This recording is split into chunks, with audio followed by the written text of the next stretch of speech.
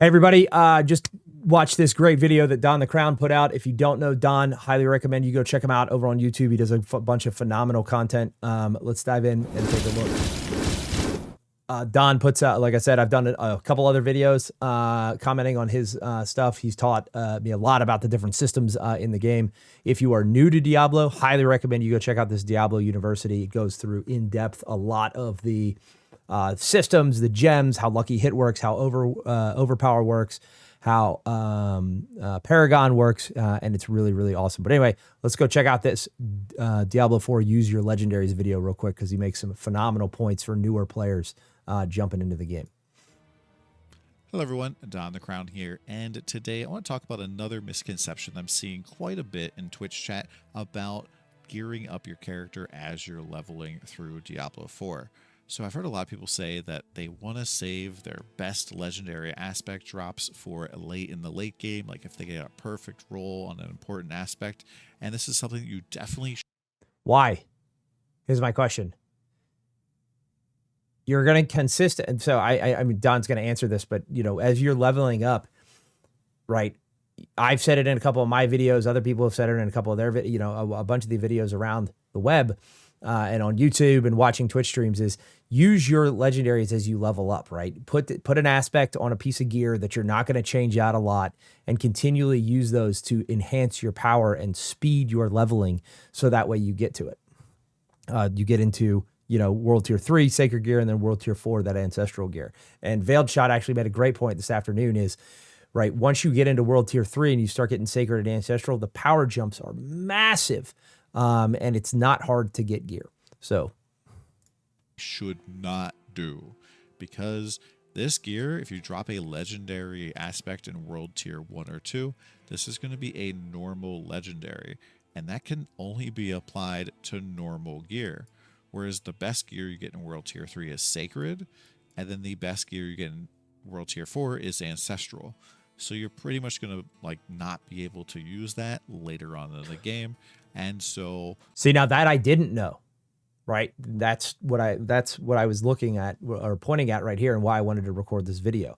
I did not realize that in World Tier 1, when you pull an aspect off a weapon, it's only a normal gear bound. So when you get into World Tier 3, you're going to get better versions of these aspects, which is pretty awesome, right? So, you know, again, like I said, question is why? Don't save them, right? Go use your dungeon smartly. Make sure that you get, you know, target the dungeons that you're looking for to get the aspects that you want. So they're in your Codex of Power because those go with you. You want to use it while you're in that world tier. And so as you're working your way towards the capstone dungeon at the end of World Tier 1, 2, you want to use all those legendary powers to help you power through into World Tier 3, gather up more power in World Tier 3, and then use it all up to get into World Tier 4, and then you got to kind of re-gear one more time. It is a little bit of a pain, but it is, you know, not really all that bad. Another thing, it's not a pain, it's Diablo, right? For those of you who are new to Diablo, who haven't been doing this for a while, this is what we've been doing for a long time, right? We grind, we get gear, we level up. It's the same thing if you played a lot of Diablo 3 where you know, running around in adventure mode at the end game, you jump up those torment levels and you'd get a new version of it, a better version of it, and continue going because those stats continually increase and grind up. Thing to note is that your Codex of Power does work on all of this gear. It's just probably going to cost more to use on Sacred and Ancestral gear, which is not really a big deal. And then when you're going through World Tier 1 and 2, the item power is going to be based off of the monster levels that you're fighting, and also the requirements are based off of that. Whereas in World Tier 3, you can basically drop the best and worst Sacred gear right out the gate. So the very first monster you kill could drop like your perfect best in slot Sacred piece of gear that you would use for the rest of the World Tier, or it could drop, you know, junk. And as you level up, the like minimum value for that will, you know, go up as well, and you'll eventually be dropping pretty good Sacred gear almost exclusively. And then that kind of system resets in World Tier 4. So you don't want to save your normal legendaries for World Tier 4. They're just going to be completely And just to clarify for anybody who's newer to Diablo, right, is each world tier has a min and max, right? So your gear can always drop in a ranged value. So let's say in world tier 1 and 2, that range may be, the max you may get is 25% critical damage, and it may be a 10 to 25%.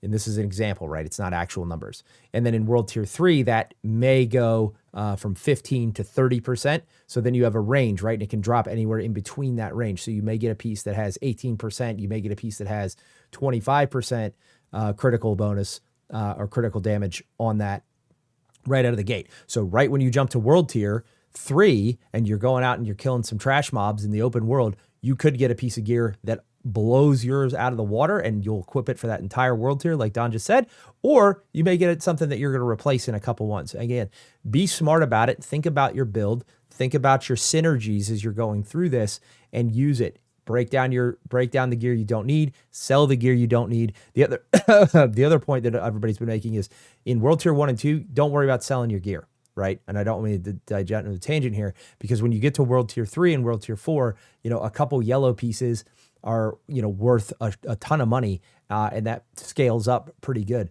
So you can that's another thing to think about as you're going through this as well. Completely wasted.